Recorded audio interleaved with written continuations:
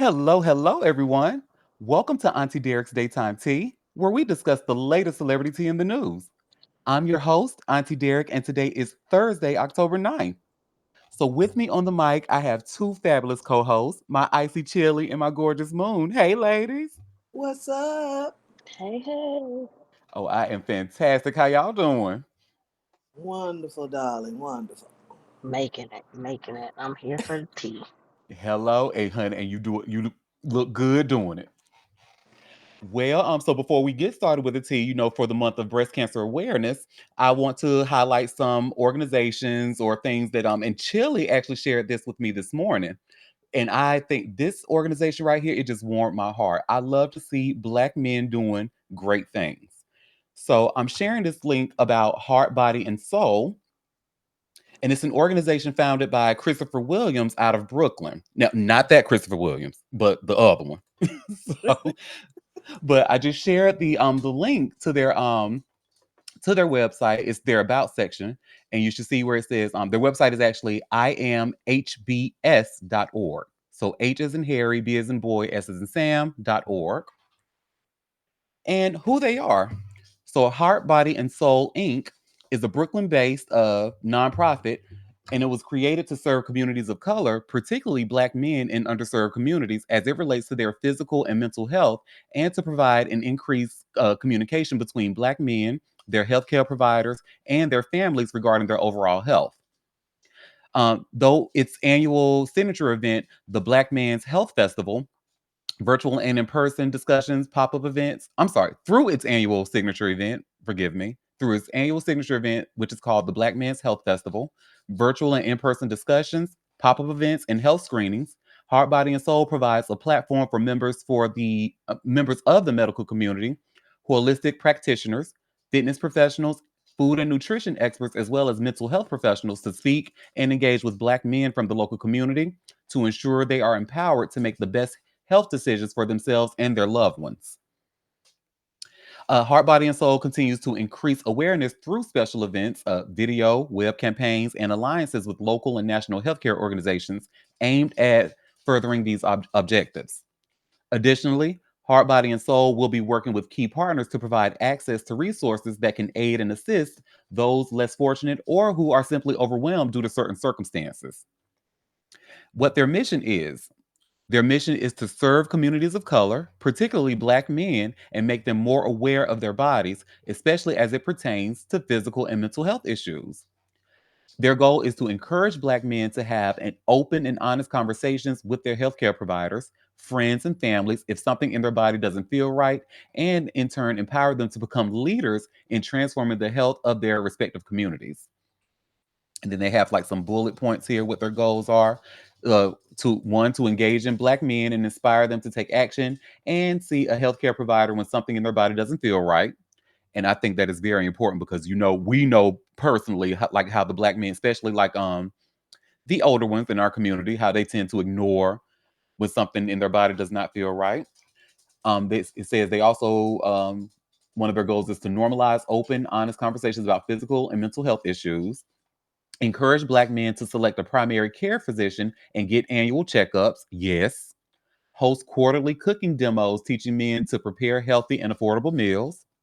Gather data on hurdles faced when seeking health care to ensure better health outcomes in underserved communities. They host frequent health screenings and health talks with various doctors and hospitals in underserved communities to reduce the number of disease related deaths. And it looks like their last goal, it says work with other organizations, hospitals, nonprofits, churches, fraternities, etc., to ensure effective outreach to underserved communities is achieved and to ensure quality care is attained by those in need. And through that link I just shared, you can also contribute to their cause. You can donate. And it says donate today to make a life changing contribution in the lives of Black men today.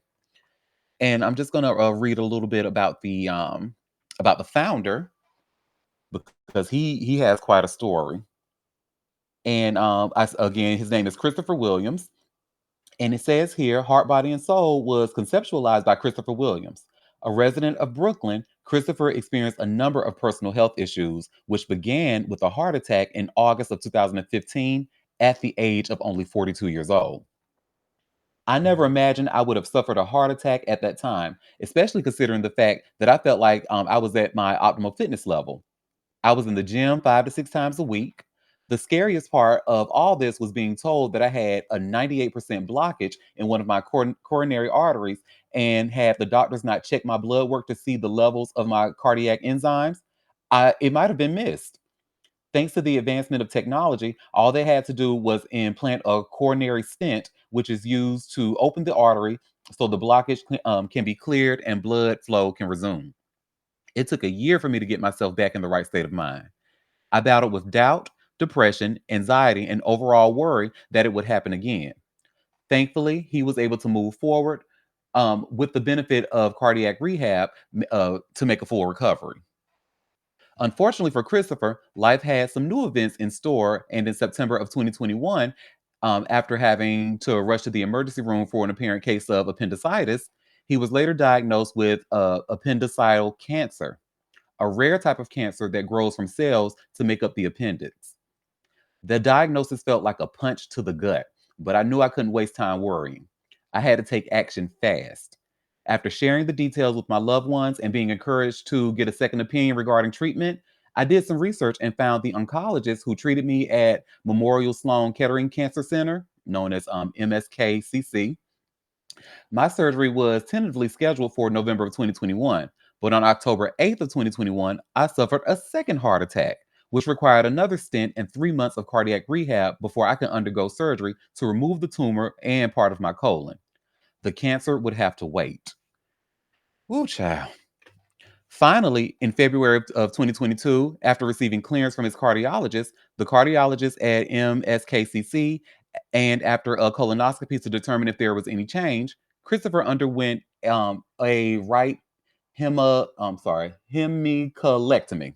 I know I just butchered that, but which is a laparoscopic robotic procedure conducted by the surgical oncologist, excuse me. During the procedure, the tumor was removed, and part of his colon was removed and resectioned to ensure he had full function post surgery. Once the surgery was completed, the next step was to determine the stage of cancer, which was reported to be stage 3 appendicial cancer, and the team at MSKCC recommended he start chemotherapy. Christopher was ready to begin his healing process, but again, there were a few more challenges to overcome. In late February, following his surgery and recovery at home, Christopher began to experience some unusual chest pains, which worsened during mild exertion. He immediately contacted his cardiologist, who scheduled him for an angiogram the following day. The findings showed a 95% blockage in his coronary artery and required another coronary stent. There is no denying that all of these experiences took a toll on Christopher mentally, physically, and emotionally. But when asked about it, he had this to say: I definitely needed a strong support system in place to deal with all the challenges laid out before me. I mean, even after my last coronary situation, I ended up back in the emergency room for a serious blood infection, which led to a 2 week hospital stay and 6 weeks of antibiotics, all while undergoing chemotherapy. Was this stressful? Absolutely. But I felt gratitude more than anything else, because through it all, I still had my life.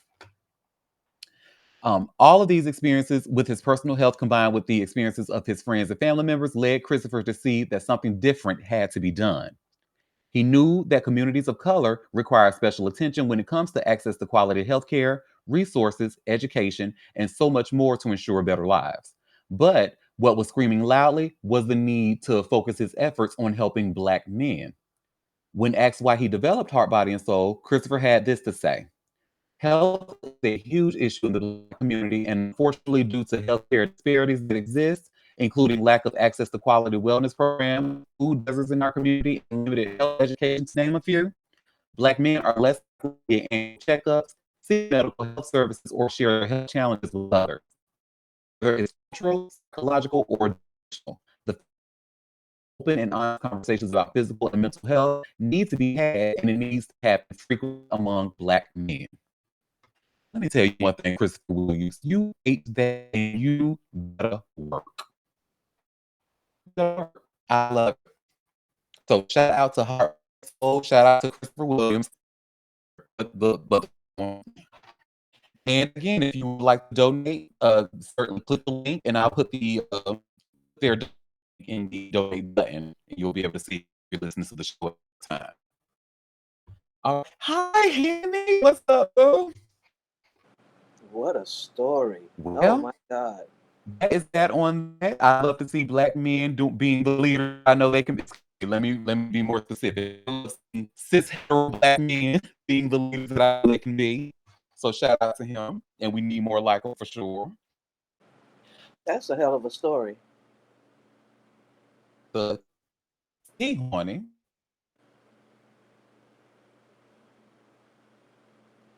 Oops.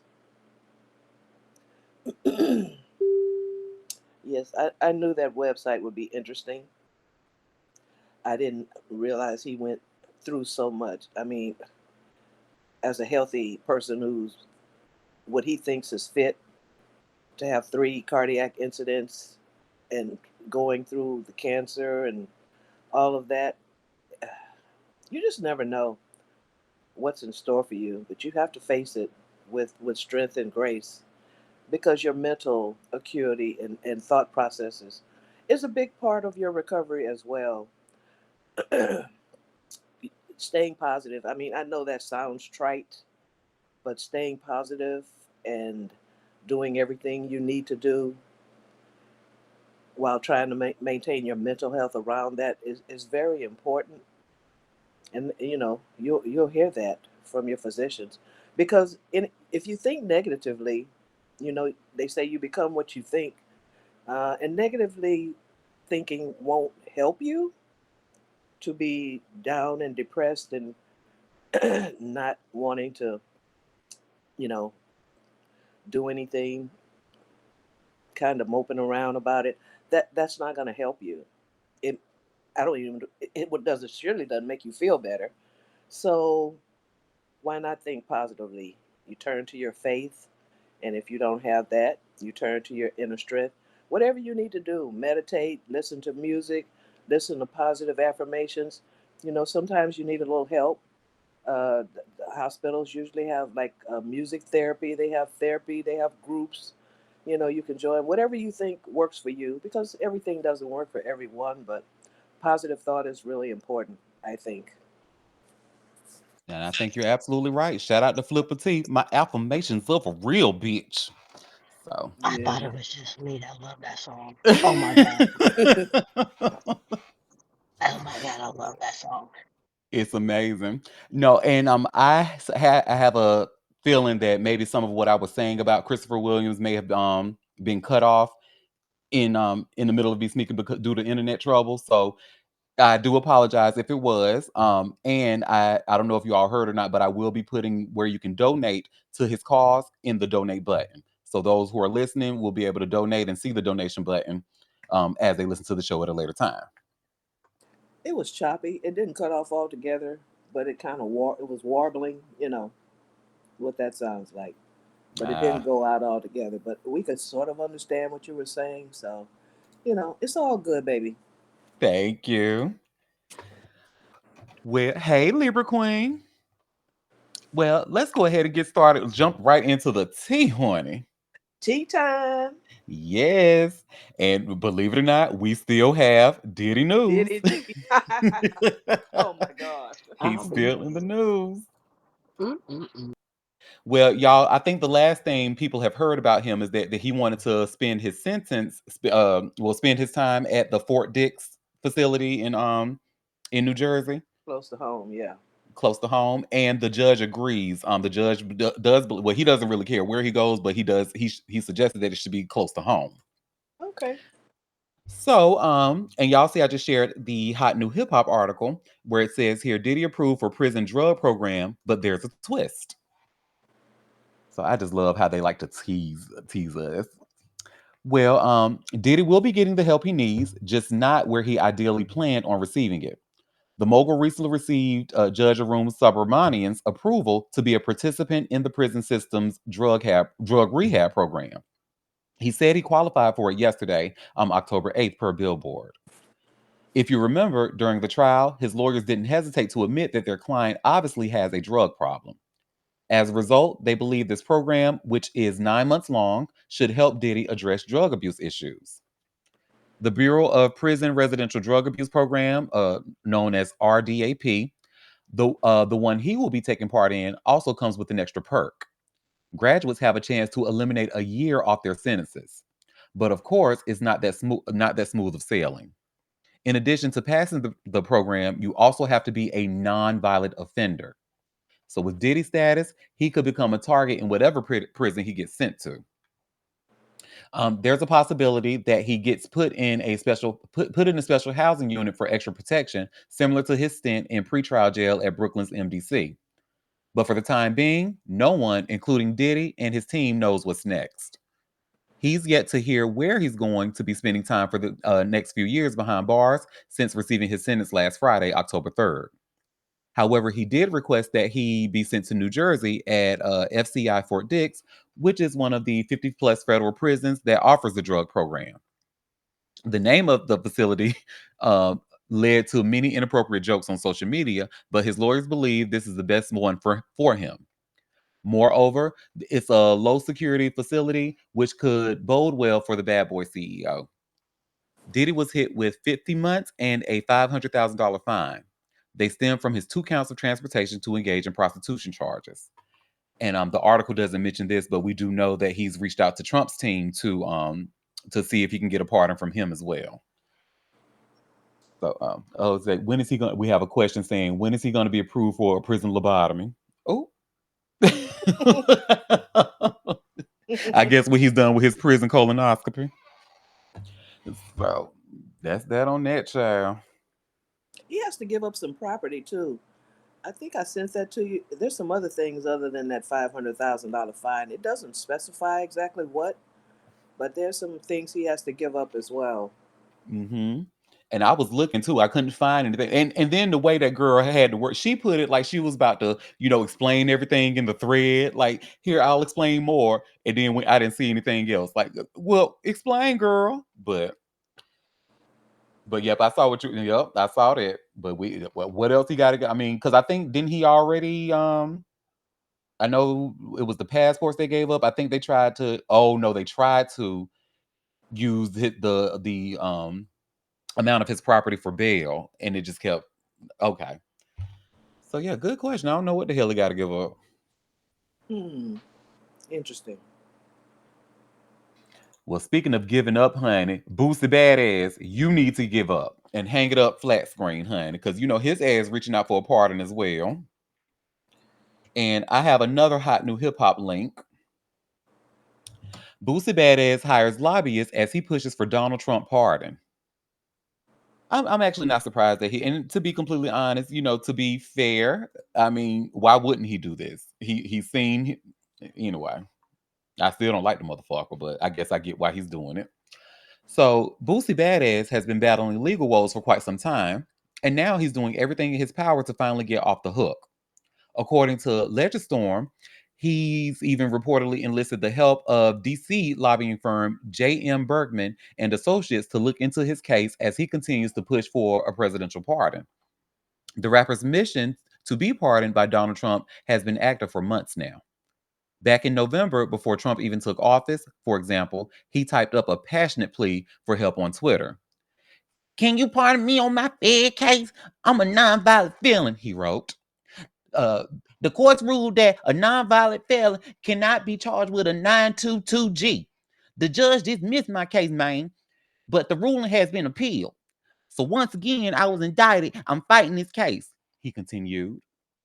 This Oh is my God. You're killing me. this is the exact case to U.S. versus Duarte that was ruled unconstitutional. As if he knows how to spell that. Anyway.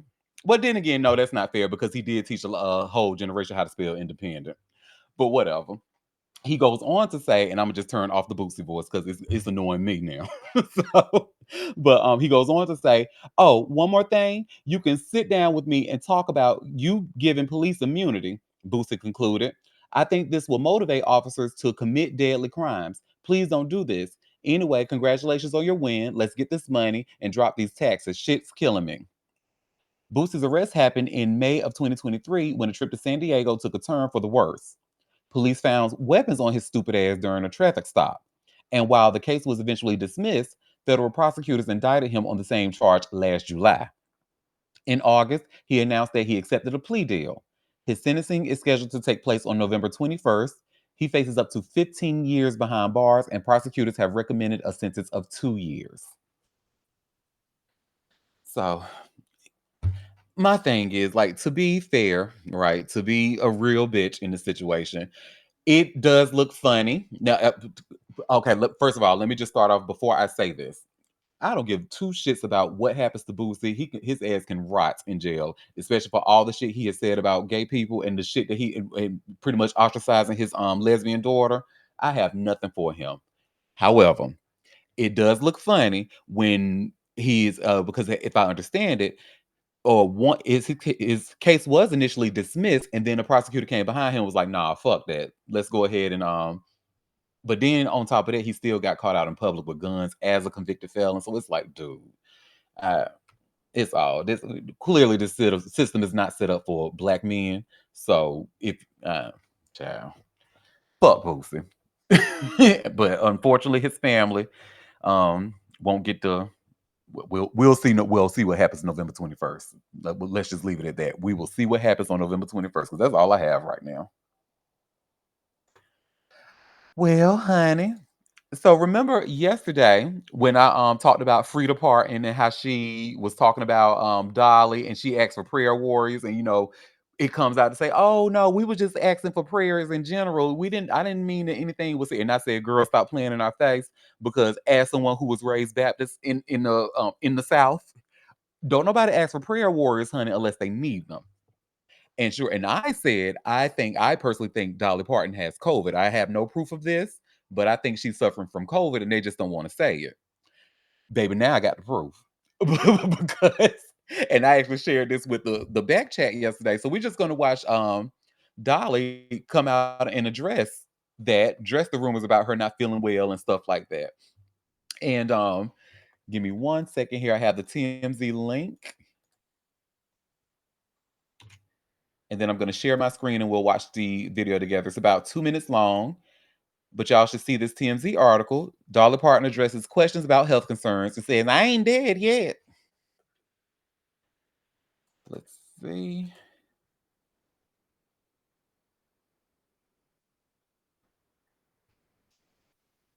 And before we start, I want y'all to pay attention to that hard breathing. Keep in mind, she's sitting completely still. Bring. Hey, Natalie, bring your camera over here. I want to say something. Well, today's October the 8th, and obviously I'm here doing some commercials for the Grand Ole Opry, which is why I'm dressed kind of like a country western girl. But before I got started, I wanted to say, I know lately everybody thinks that I am sicker than I am. Do I look sick to you? I'm working hard here. Anyway, I want to be reminded these those of you that seem real concerned, which I appreciate, and I appreciate your prayers because I'm a person of faith. I can always use the prayers for anything and everything, but I want you to know that I'm okay. I've got some problems, as I mentioned, back when my husband Carl was very sick. That was for a long time, and then when he passed, I didn't take care of myself, so I let a lot of things go that I should have been taken care of. So anyway, when I got around to it, the doctor said, we need to take care of this, we need to take care of that. Nothing major, but I did have to cancel some things so I could be closer to home, closer to Vanderbilt, where I'm kind of having a few treatments here and there. But I wanted you to know that I'm not dying. Did you see that AI picture of Reba and me? Ooh, Lordy. I mean, they had Reba at my deathbed. And we both look like we need to be buried, but and I thought, oh my Lord! But if I was really dying, I don't think Reba would be the one at my deathbed. She might come visit me earlier, but anyway, there's just a lot of rumors flying around. But I figured if you heard it from me, you'd know that I was okay. So, anyhow, that's what I wanted to say. And I'm not ready to die yet. I don't think God is through with me, and I ain't done working. So, I love you for caring and keep praying for me. Yes, darling, honey. We'll keep praying for you and hope you get rid of your COVID because that's what that is, girl. Now, now I know I ain't crazy. Y'all heard, especially when she's like, they had a picture of Reba of me, and I don't think if Reba was there, then girl, you ain't telling me nothing, honey. She was struggling. To me, it sounded like she was trying to hold her dentures in her mouth. Well, two things can be true at the same time. Girl, you ain't telling me nothing, honey. So yeah, but you know what, Dolly, you are in our prayers. I certainly hope it's not COVID, but look, I can't ignore what I'm seeing. And then you know how we this is what happened with Adele. Remember how Adele had to cancel a whole bunch of shows, and they kept saying it was everything else but COVID. Whole time it was damn COVID. So, but prayers are with you, girl. Millennials, honey. Now, I done got my hopes up initially, honey, but then they've been shot down like right in the same 5 minutes, child. Cause I thought that I saw Danity Kane. They posted something on their Twitter page, and I'm like, oh. Well, they posted something on their social media, period. And I was like, oh, Danity Kane, what y'all doing? Well, baby, it looks like they are coming back. They're making a comeback or having a reunion. But if you're looking for Dawn Richard to be there, baby, she won't be there. So I have this link here from thatgrapejuice.net. And y'all should see here where it says Dawn Richard left out of Danny Kane reunion. And she says she didn't know about it. Hmm. Mm-mm. I'm like, how you gonna have? You already took one black. First of all, I just want to start off by saying, when it came to Danny Kane, I loved them as a whole. Really, I did. But I was really only there for the two black girls who were Dawn Richard and Dee Woods. Now, Shannon, Aubrey, and Andrea, they were cool. They were cool and they were talented. But I was here for the black girls. So Danity Kane may be on the comeback trail, but it will be Sans founding member Don Richard. As reported, the R&B pop ensemble has been teasing a 20th anniversary reunion track with a series of seeming tour dates surfacing on ticketing sites. Fan excitement has been sparked in earnest. One supporter publicly messaged Richard about her potential involvement. Speaking candidly, she ruled herself out and appeared too intimate that she was imitate. What is they trying to say? And appeared to intimate that she wasn't even approached. Anyway, replying to a fan, she said, "I am not a part of this. I have not heard about it nor knew about it. Sending everyone love." Yikes. Originally formed in 2005 on Making the Band, the group was comprised of Rashad, Aubrey O'Day, Andrea Frimbres, Shannon Beck, and Dee Woods. Suffice it to say, the reunion lineup will be interesting to see, especially as Rashard featured in each previous reunion lineup. So, I mean, you have my promise, honey. If it's gonna be, because I already know D Wood's not gonna be there. So if you only gonna have Danny Kane with three white girls, I don't want to see that. Don't don't nobody want that. Don't know how to want to see That's crazy. Especially with Aubrey with her coked out it. allegedly. Oh. Nobody ain't coming to see that. I won't come to see you, Otis. Okay. Yeah. Well, anyway, hun. So do y'all think Karuchi Trend try to get written into that will? Of course. hmm You know Cause what, girl, girl? I what? ain't mad at it. Cause girl, what? Cause girl, excuse me, what you doing?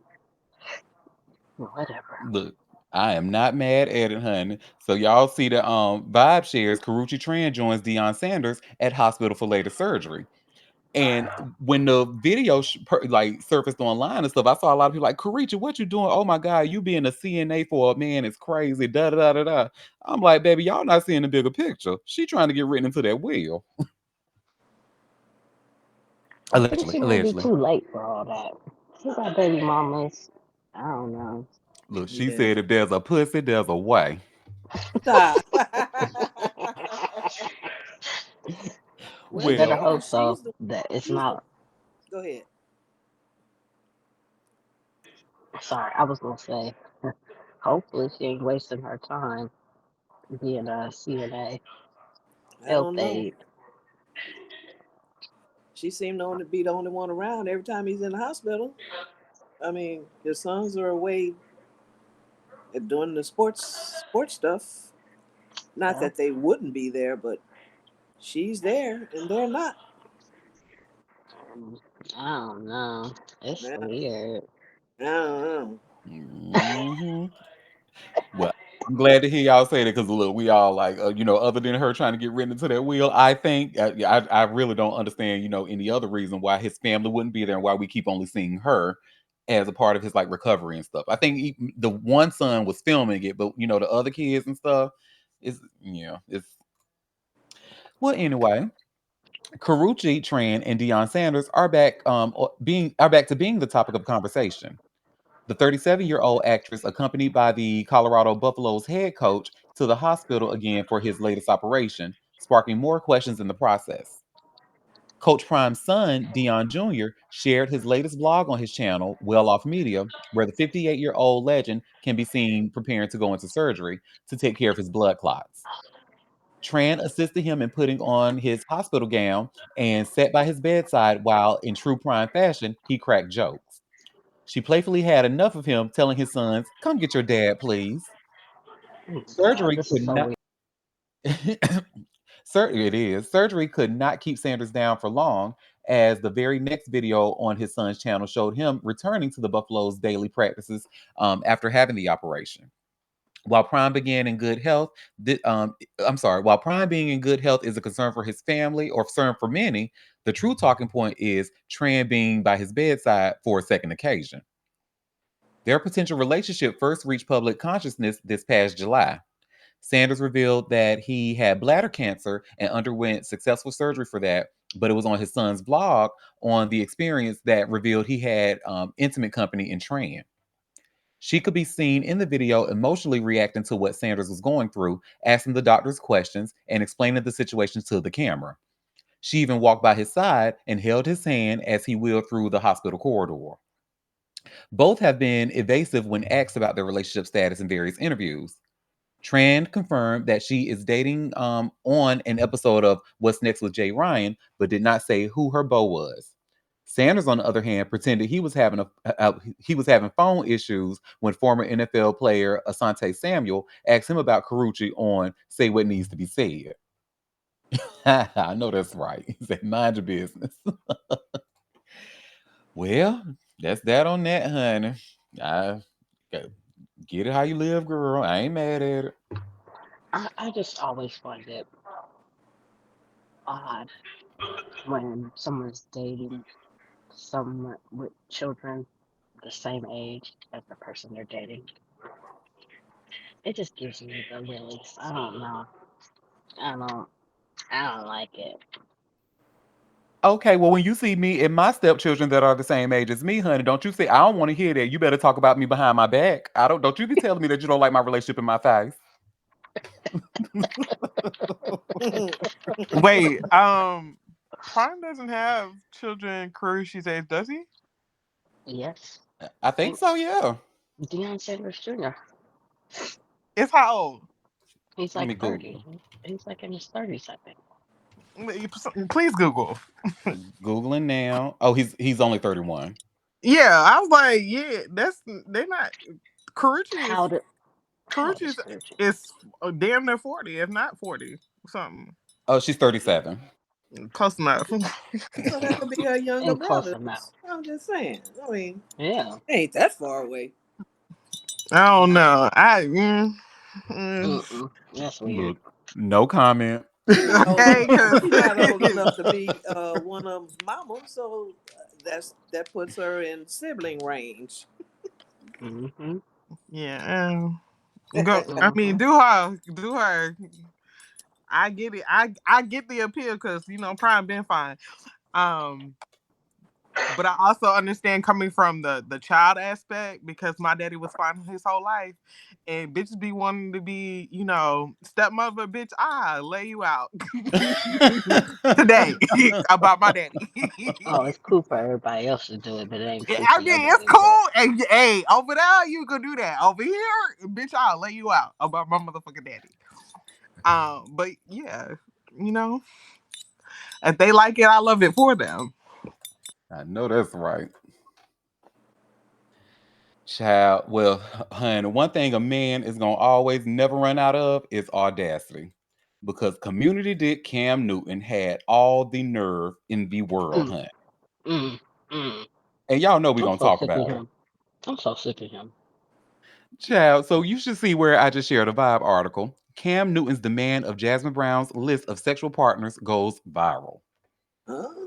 Yes, girl. And Jasmine, why are you even, girl, anyway? This is why I stay out of straight people business. Why So, she even? All right. yeah, I know why. Well, Say it for the Cam, slow people. well, honey, she got like she looking at the bigger picture, just like Karuchi. So, well, Cam Newton is once again stirring conversation online. This time for revealing that he asked his girlfriend, comedian and influencer Jasmine Brown, to provide a list of men she had been sexually involved with before they began dating. During the October 3rd episode of his Funky Friday podcast, the former NFL MVP sat down with actress Parker McKenna Posey, where the pair discussed honesty and transparency in relationships. The topic took a sharp turn when Newton admitted he had made the unconventional request early in his relationship with Brown, prompting a visibly surprised reaction from Posey. Explaining his reasoning, Newton said he simply wanted to avoid unnecessary awkwardness or embarrassment in the future. I needed to know. I have to know, he told Posey. I want to know because before I sit up here and really keep moving and elevating our relationship, I want to know who got one up on me and if I'm willing to take that burden. If you had any type of relationship, intimacy, experiences with people that I really know, I need to know that. I'm owed that, girl. Wow. Girl. I'm so Posey sick of him. Posey responded by complimenting Newton's confidence, though the former quarterback clarified that his request came from a place of respect, not insecurity. Oh, you think that? Okay. Um, the conversation quickly went viral, sparking debate over whether Newton's request was reasonable or invasive. It's the latter. Brown, who is currently pregnant with the couple's second child, responded to the viral clip in a lighthearted tone, commenting, I actually love the fact that he has my list. Such a weight off my chest. Newton and Brown, who began dating in 2022, welcomed their first child, a daughter, in 2024. The athlete also has five biological children and two stepchildren from previous relationships with Kiera Proctor and Lorena Shaw. Newton and Brown's unborn child will bring Newton's number of children to a total of nine. Just slinging it, honey. Slinging it. Go get a vasectomy. You know what? And toxic people that do podcasts really irk my nerves. He's just so uneducated in so many things. And he just spreads his toxicity, and it's just so annoying. And she Hmm. apparently loves it because she gave him the list. She jokes about it. She But, know he's not faithful. He's not monogamous. So what is well, the no, whole point of knowing who she did if he's still doing other people? his ego, his The ego. audacity. Mm-hmm. Audacity. And then gonna say he's owed that. That's the Really, nigga? audacity. The audacity. Go ahead, Libra Queen.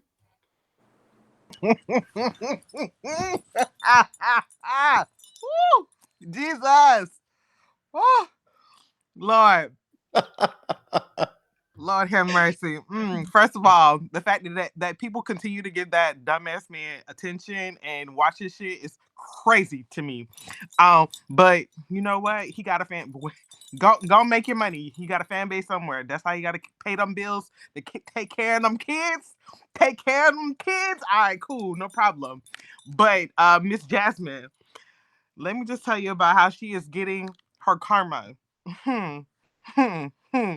Because she used to make it her business to talk about single parent women, um, and how she couldn't do this and how she couldn't be that, and how, baby, he is making you the prime example of what not to be. The things that you laughed at women at about being baby mama this and all that jazz. Did He is she? he is Oh making yeah. you the poster woman of it. And just because he's still with you currently, he is making you the poster woman of it. And Wow. then the audacity, like the fact that she's still with him after he had the audacity on a different episode saying that he's still looking for his wife, bitch. But you Oh know yeah. No. what? If they like He's it, I love it for them. God bless. yeah. Amen. Yeah. Wow. I didn't know Quinn that has a about point. her. Oh yeah. She actually had a video talking Mm. about him. I think specifically, and how she wouldn't do this and wouldn't do that, and literally is doing all of the things she said she wouldn't do. It's like embarrassing, like in a bad way. And I just wanted to say I had to go into the copy room so I could say this. But these straight men like him have the audacity of a white woman. They really do. They really do. And shout out to the copy room. Because Getting all the hot tea. Hello. I had to get that one off.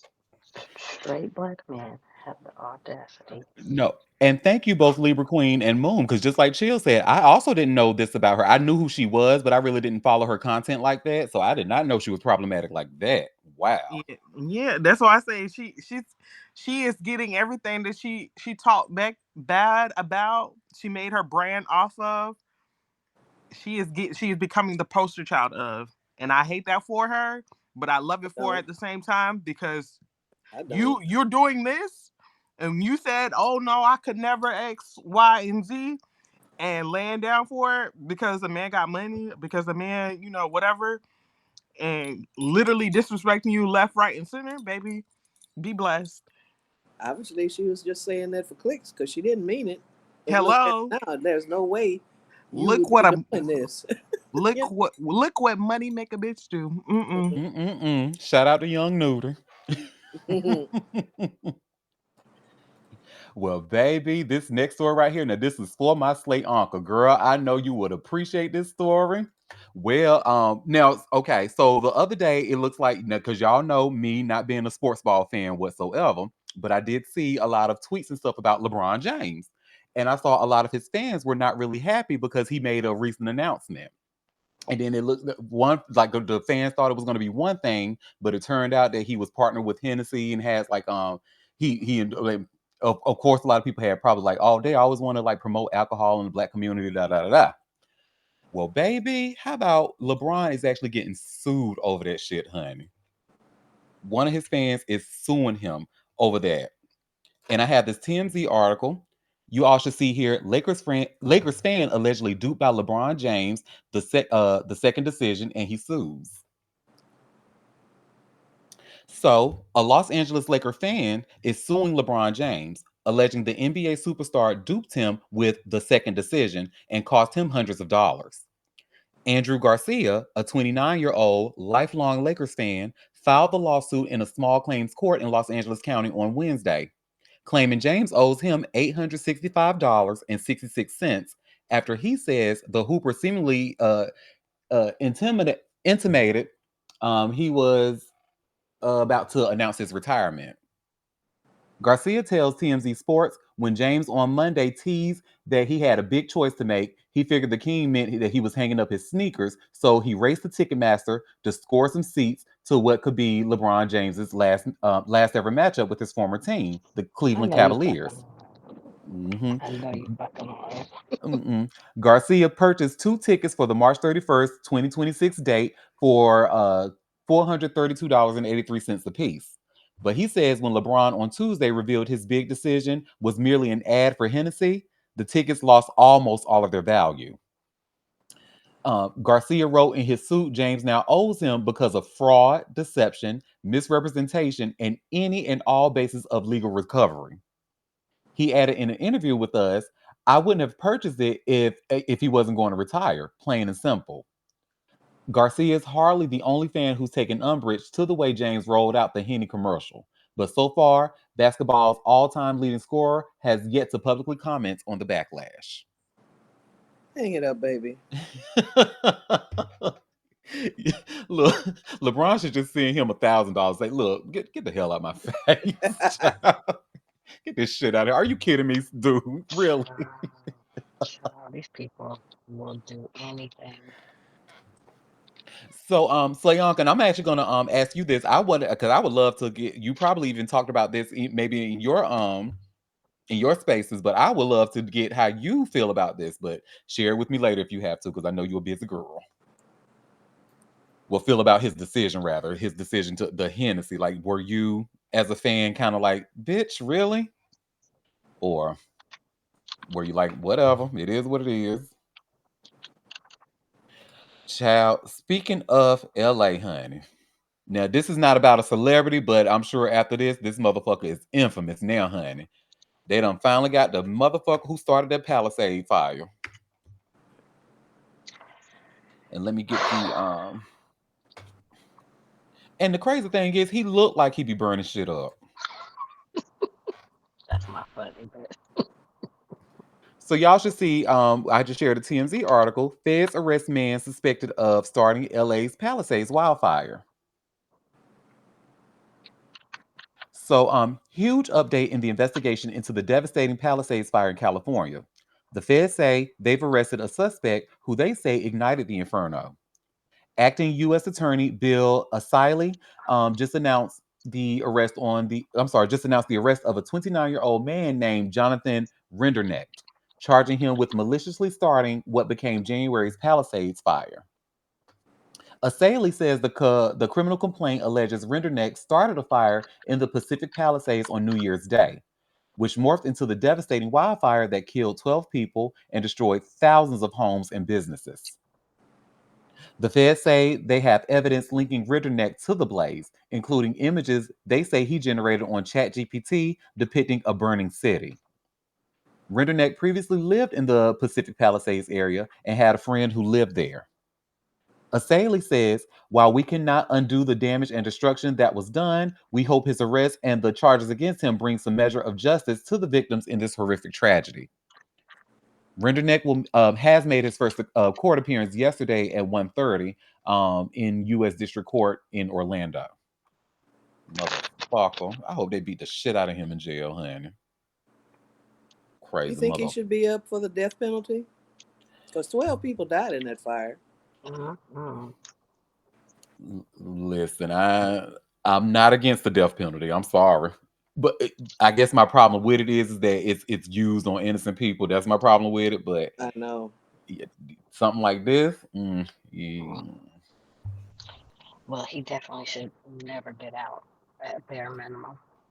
Because I mean, because of him, and I just want to note that they did say he's suspected of doing this. Like, I don't know if they have any other proof other than the images he generated that on ChatGPT or whatever. But it's the people who were affected by that are literally still picking up the pieces of their lives to this very day, Yeah. and And will it's be for a long and time. yeah. So I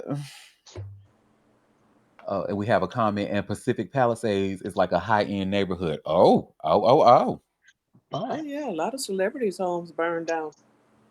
there was also a lot of generational people who Generational had homes. kept their Yep. homes, like especially black people who had lived there for years Right. before it was gentrified by the celebrities. Hmm. Passed down from generation to generation. Yeah, Hmm. he messed up a lot. It was one of the largest fires in LA, I mean, California's history. He really burned up some shit. I Like just, oh, that whole town was almost gone. I mean, like pretty much gone. well, all the way to the sea. Hmm. Mm-mm. So he shouldn't get out of jail ever. Like, for what? I hope somebody who, even though he's in Orlando, if he's sentenced in Orlando, I hope somebody that was born and raised in L.A. is in there, and they go up in his face, call him a mark ass buster, and beat his ass. Well, Florida has stricter, um, sentencing and jail stuff. I think they're stricter than California. Oh. So I don't know why he's in. Maybe they'll probably transfer him back to California. Mm-mm. Shout out to California.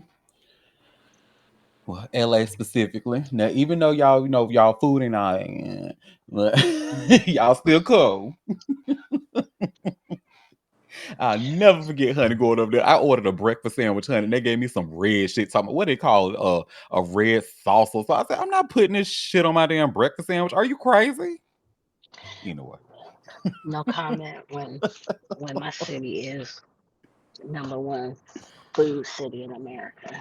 Girl, I cannot. When I tell you I can't wait to get out there, I can't wait to get out to some Portland, honey, and go there. Just skip down to wherever y'all had them food trucks at. Just skip that motherfucker, honey, like I'm damn Julie Andrews. There's so many you'll be skipping. Well, honey, speaking of skipping, honey, because it looks like Daddy Yankee's ex-wife is going to be skipping to that damn Puerto Rican court, honey. Because remember, we have actually been talking about them for quite some time and their messy, messy, messy divorce, baby. And she is still on his neck. She is not playing with him. She says she wants it all, including his stage name. I don't even want you to be called Daddy Yankee anymore, motherfucker. So y'all see, I just shared Damn. this exclusive from All Hip Hop, and it says Daddy Yankee's wife wants it all, including his stage name. So Daddy Yankee is locked in a heated courtroom fight in Puerto Rico, where his ex-wife Mercedes Gonzalez is trying to claim ownership of his stage name and a piece of his multi-million-dollar empire.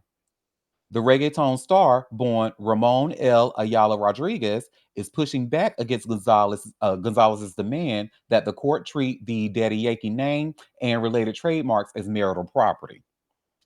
Gonzalez, who served as CEO of El Cartel Records during their nearly 30-year marriage, argues that her role entitles her to partial ownership of the brand.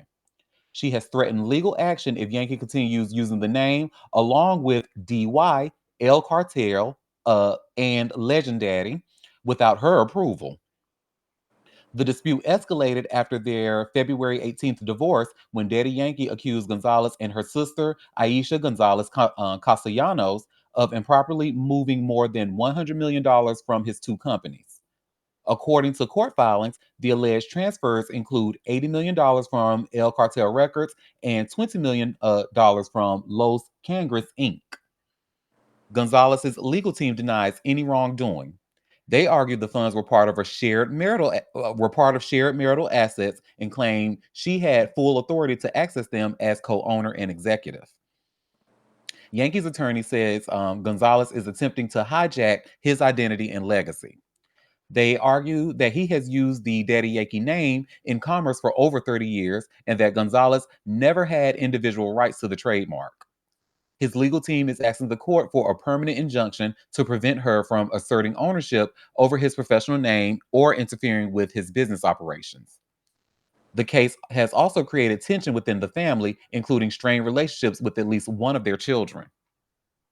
At the center of the legal battle is whether Puerto Rican law allows intellectual property like trademarks to be divided in a divorce.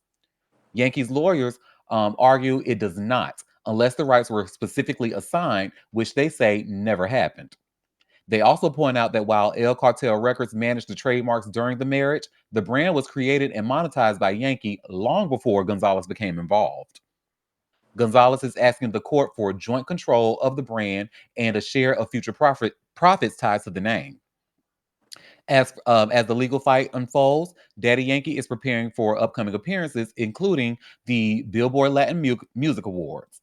His legal team says the dispute could damage his reputation and create confusion in the entertainment industry. Court documents reveal both parties agreed not to move assets over $100,000 without written consent while litigation continues. The next court hearing is expected later this year. Messy, honey. Well, honey, when you go to a billboard, just say that your name is Ramon for now, because You don't want the man to have his name? I mean, come on, lady. this leads me to believe that, honey, she was hurt. Like something had, she was hurt by him. Like he hurt her to her core, and she is getting back at his ass and using every which way she can think of to do so as the CEO of El Cartel Records. But no, I feel like based off of what I was reading before, he started it. He started because it looked like he, from what I saw, and I could be wrong about this, but it looked like he tried to do some sneaky back underhanded shit and was lying about his ex-wife and her sister, like trying to misappropriate funds and stuff like that. So I don't know. It's messy. And I love mess, even if it's Puerto Rican mess. Well, that's that on that, honey. Child, speaking of mess, bitch, Lil Durk, you better chill the fuck out, honey. For real. You are being watched and you know you're being watched. And the fact that he knows he's being watched and still had an Apple Watch. No pun intended. So I'm sharing this all hip hop link. And you all should see where it says Lil Durk reportedly caught with Apple Watch in jail sparks witness tampering claims. Stupid. You remember the campaign that he just did? Well, I ain't gonna say campaign, but remember they kept trying to like clean up his image while he's in jail to make it seem like he's the model inmate. Oh, he's such on his best behavior in jail. Oh, he converted 13 other inmates to Islam. And I said, child, that's bullshit. They just try anyway. So, Lil Durk is facing new legal complications after jail staff allegedly caught him with an Apple Watch behind bars, with federal prosecutors citing concerns about possible witness tampering in his murder for hire case. The 32-year-old Chicago rapper, whose legal name is Dirk Banks, has been in federal custody since October of 2024. According to court filings, authorities say he attempted to destroy the unauthorized smartwatch after it was discovered, and now they fear it may have been used for unmonitored communication with witnesses. Prosecutors filed a motion on Monday, October 6th, asking the court to approve an anonymous jury for the upcoming trial, citing concerns that the device could have been used to influence or intimidate witnesses. The accusation stemmed from a federal case alleging that Dirk orchestrated a plot to kill Quando Rondo, a rival rapper, in retaliation for the 2020 death of fellow Chicago artist King Von. The government claims Dirk's crew, OTF, which stands for Only the Family, carried out the attempted hit in Los Angeles in 2022, which resulted in the death of Rondo's cousin, 24-year-old Savaye Robinson. However, Dirk's legal team is now pushing to get the entire case thrown out. In a motion to dismiss the indictment, attorney Drew Findling argued that the charges lack the detail necessary for a fair trial. While the indictment alleges that the co-conspirators carried out various acts at the direction of Mr. Banks, flying to Los Angeles, tracking, stalking, and attempting to kill Quando Rondo by gunfire, and procuring the firearms and equipment to use to do so, it fails to give any specifics, Findling wrote. He continued, when, where, how, and to whom did Mr. Banks give these alleged directions? To ensure the basic fairness of this trial, the defense is entitled to know. Dirk is facing several federal counts, including conspiracy to commit murder for hire, use of interstate facilities in a murder for hire resulting in death, and weapons violation. Oh, is that Drew Findling trying to call us right now? 5 other individuals tied to the case have also been indicted. A pretrial hearing is scheduled for November 18th. If the defense motion is denied, Dirk's trial will begin January 2026, and he has pled not guilty. Child, child. He looked guilty. Mm-hmm. I mean, he said, look, if you listen to his music, honey, I mean, he even said in one song, headshot, run up on dirt, pussy bed not. So, I mean, listen. In their defense, they all talk like that. Touche. But anyways, Auntie Derek's Daytime Tea Live. How can I help you? Please hold. Okay. Girl, this next story here, honey. Gene Simmons, thank goodness he's okay, but we need to have a conversation, baby. So, Gene Simmons, y'all know him famously from Kiss. Y'all see, I just shared a TMZ article. Gene Simmons crashes SUV in Malibu after fainting behind the wheel. Mm. Yes, child. So, scary moment for Gene Simmons. He crashed his SUV into a parked car in Malibu after losing consciousness while driving down Pacific Coast Highway. The Kiss rocker crashed his Lincoln Navigator on Tuesday afternoon, and he reportedly told sheriff's deputies he had passed out or fainted behind the wheel.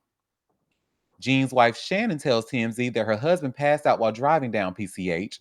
His SUV veered into oncoming traffic and traveled across several lanes before hitting a parked car.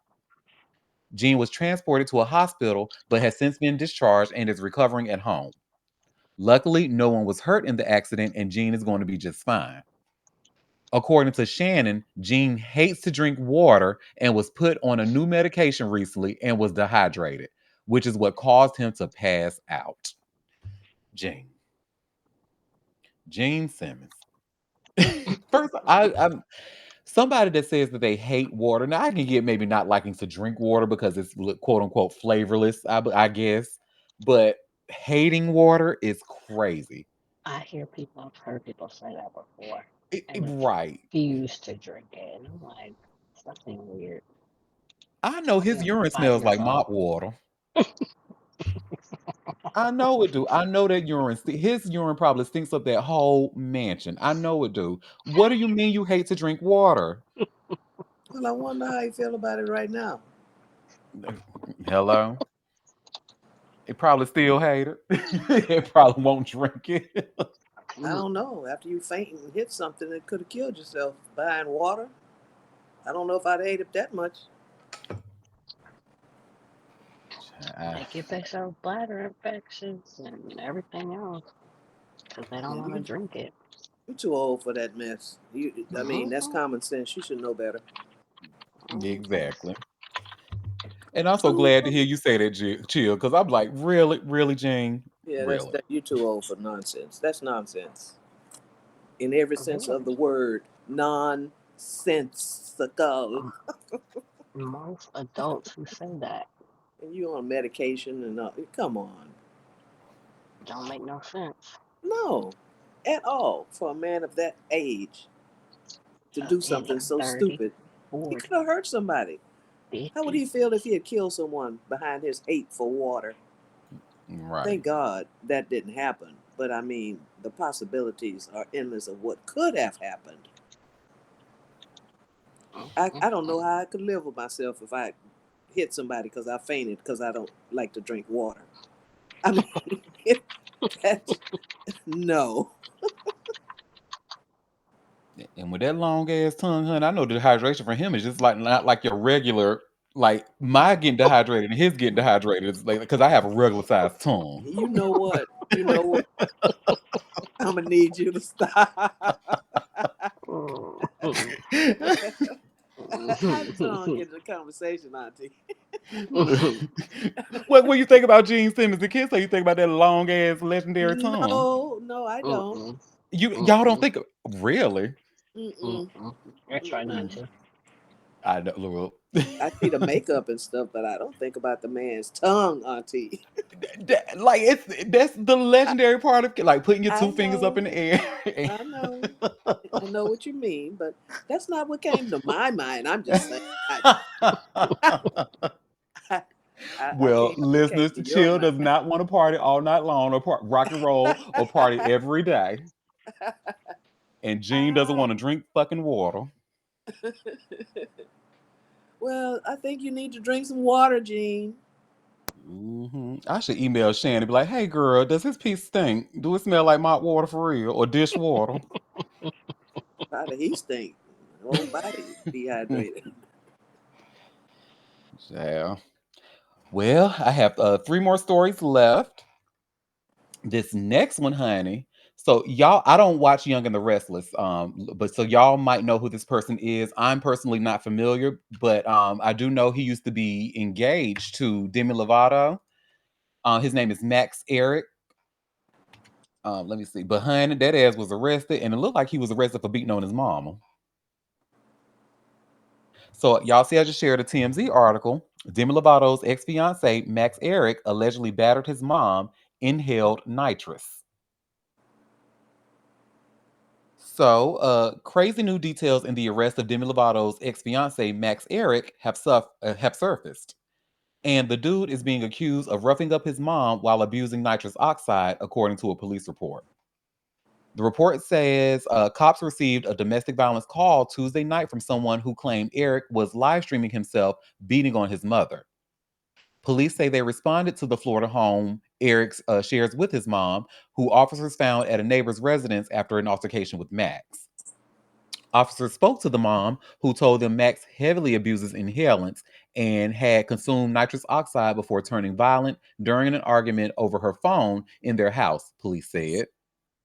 The mom allegedly told cops Max chased her outside into her neighbor's backyard, pushed her to the ground, and kicked her in the thigh. She did not suffer serious injuries. Cops ordered Max to come out of his house, and after several minutes, he complied and was taken into custody. TMZ broke the story. Eric was arrested Tuesday for battery on a person 65 or older.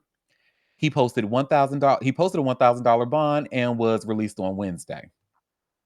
Eric was very briefly engaged to Demi Lovato back in 2020, popping the question after just 4 months of dating in July of 2020. However, the two split for good by the end of September. Max is also an actor with credits for The Young and the Restless, Under the Dome, iCarly, and Ugly Betty, among others. Mm-mm. I'm curious. I'm gonna go Google. Does nitrous? Look, inhalant is on the rise as for drug abuse. So I just Googled, does nitrous oxide make you violent?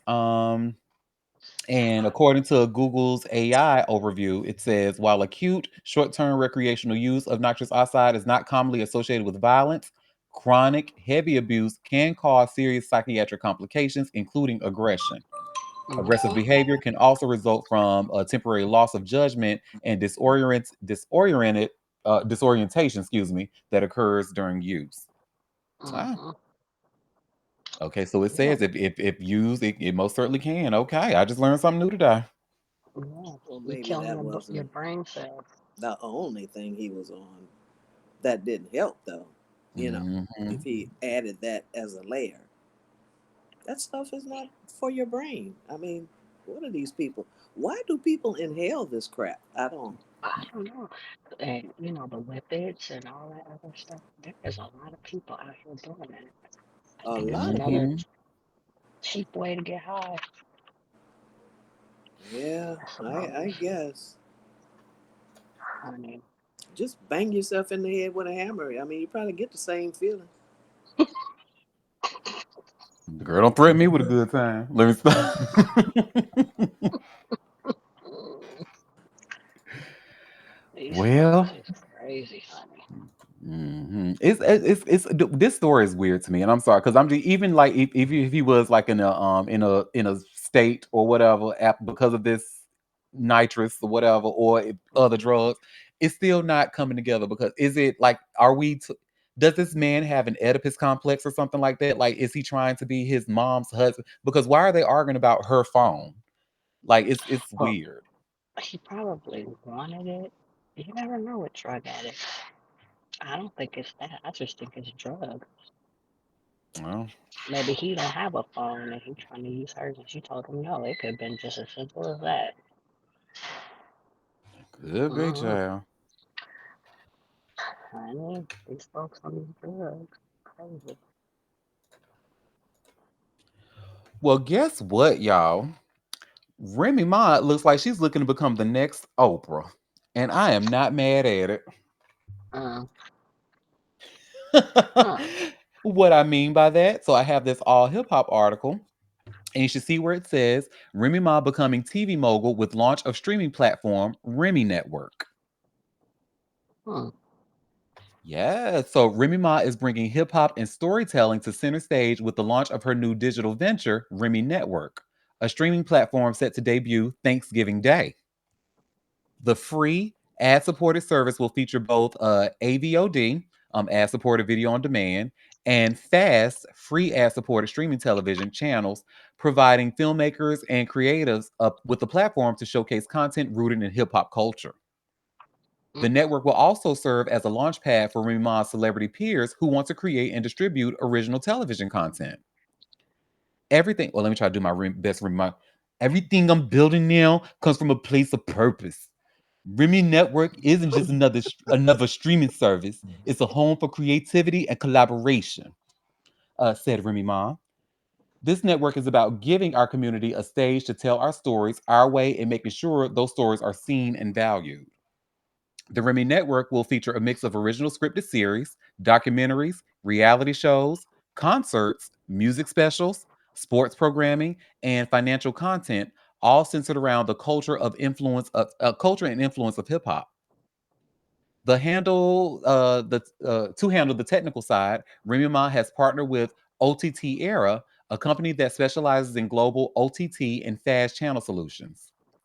OTT Era will manage the distribution and monetization of the platform, ensuring it reaches audiences across various devices and services. OTT Era is thrilled to partner with Remy Network on this exciting launch, said Stephen L. Hodge, CEO of OTT Era. Our mission has always been to empower creators and brands with the technology, distribution, and monetization tools they need to scale globally. Remy Network represents a culturally significant and innovative platform that we are proud to support. The partnership aims to deliver seamless streaming while opening up revenue opportunities for creators and advertisers. With OTT Era's infrastructure, OTT's infrastructure, Remy Network is positioned to become a global destination for hip hop driven content. Remy Ma built her television experience across reality, hosting, and scripted roles. She reemerged on Love and Hip Hop New York in 2015, sharing her life and creative comeback with viewers, then starred in Remy and Papoose Meet the Mackies, which highlighted the family dynamic. She later hosted VH1's My True Crime Story, bringing her voice to tales of resilience and redemption, and appeared in scripted projects like Queens and The Perfect Find. Those experiences positioned her to lead her own platform with a clear understanding of storytelling and production. Remy Network represents a natural evolution from Remy Ma's earlier venture into entertainment entrepreneurship. In 2021, now this I don't like this, I ain't gonna tell no lie. In 2021, she launched Chrome 23, a women's only battle rap league. The name stands for chromosome 23, the pair of chromosomes that determines biological sex, which can be seen as transphobic, but that's another conversation for another time. We gonna celebrate here. The Battle Rap League has featured prominent female battlers, including Miss Hustle, 40 Bars, and Jazz the Rapper. Chrome 23 events have drawn significant viewerships on platforms like YouTube, with some battles reaching over 100,000 views. Both Chrome 23 and Remy Network reflect the artist's commitment to creating platforms for underrepresented voices in the entertainment industry. The streaming service launch positions her as a big time player in the rapidly evolving digital media landscape. The November 28th debut will test whether Remy Ma's vision for culturally authentic programming can capture audiences in an increasingly crowded streaming market. Remy Network is scheduled to go live on November 28th, aligning its launch with a major US holiday to maximize visibility.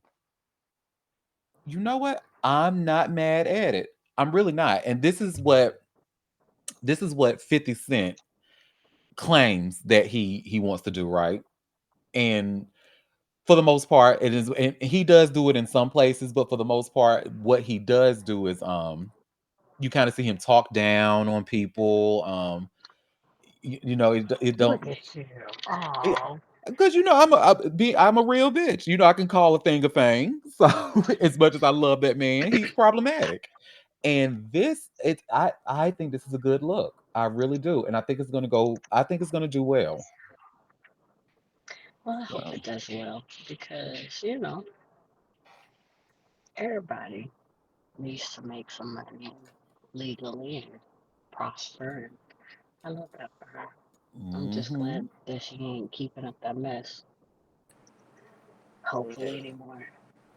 Maybe she'll take us out the group chat with Clarissa. Please, please. take them out, girl. Don't take me out because I want to see the mess. I want to see it, honey.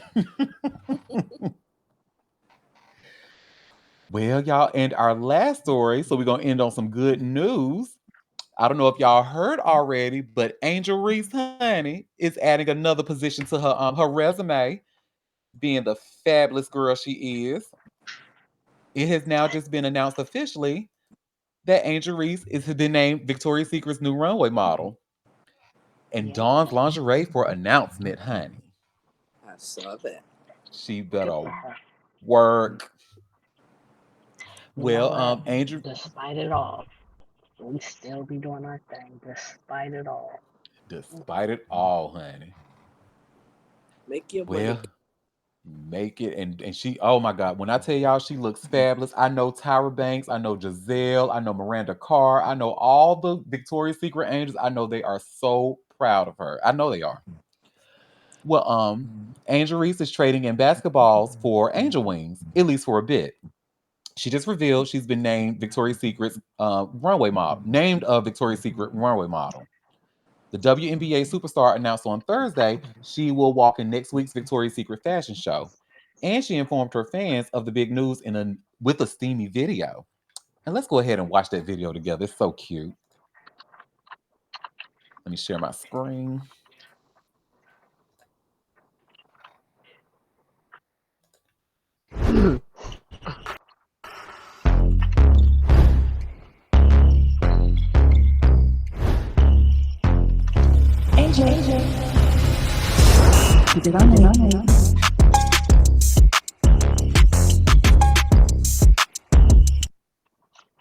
Bitch, you better work. Oh, she working. I love it for her. I love this for her so much. Oh my god! Did you just see all that? All that pussy, honey. I just first of all, y'all know I love it. I love to see cuntiness. I love to see pussy. I love femininity. I love it. And she gave when I saw this, honey, she gave me so much life. This girl, she's like, I feel like she's like my little cousin or something. Oh my god! So shout Hey, out to her. I know she's gonna kill it. let the haters hate. Okay? Because some people could never. Could never. Baby, you better work. And I will be watching this because of Angel and because Missy Elliott is Missy. gonna be performing. Mm. Oh, this show is gonna be nice. I won't be Yes, watching honey. it, but it's gonna be nice. That's okay, boo. I'll watch for you. I I watch love it this. highlights.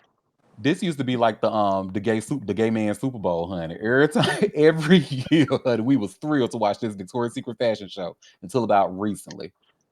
Yeah, well, they became very problematic.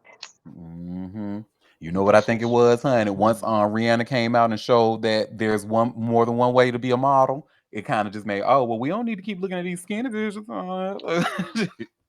I was just well, thinking that when I was watching some of these catwalks from the recent New York Fashion Week, and these women are so thin, hmm and I hate that because there's no variety.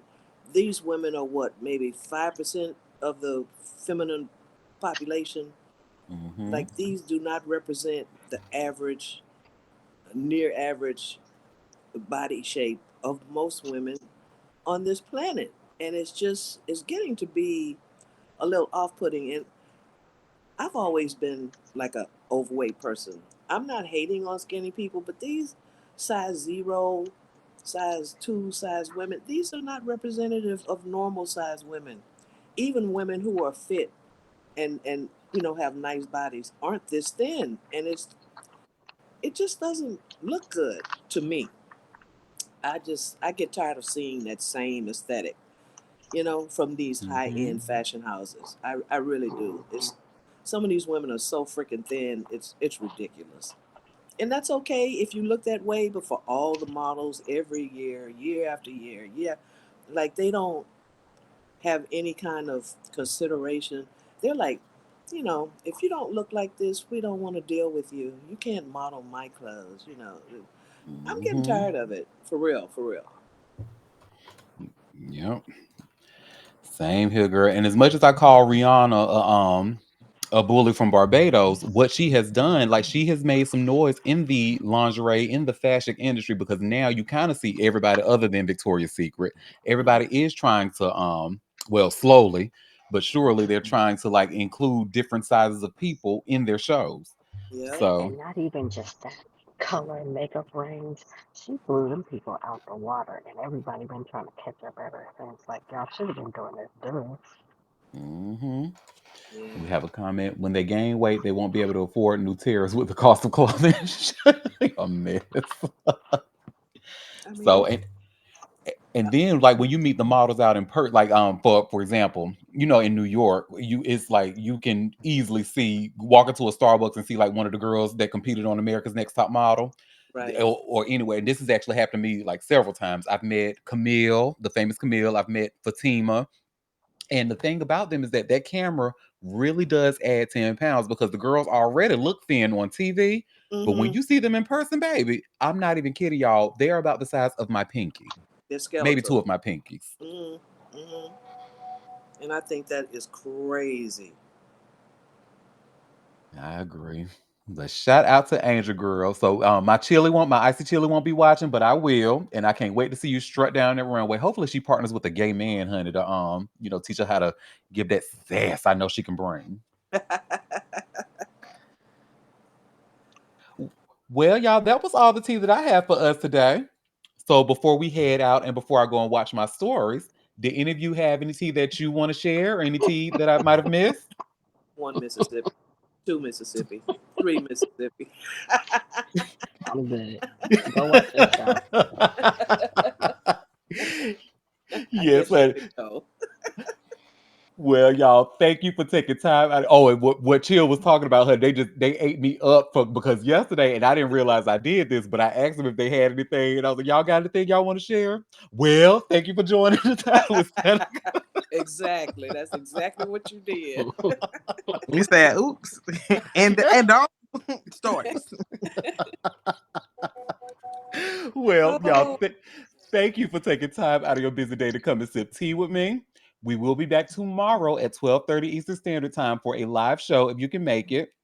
If you would like to share your survivor story or anything else regarding Breast Cancer Awareness Month, please reach out to me on social media or at auntie@auntiederek.com. We would love to hear from you. And in the meantime, you all have a fabulous rest of your day. bye, You everybody. too. Bye.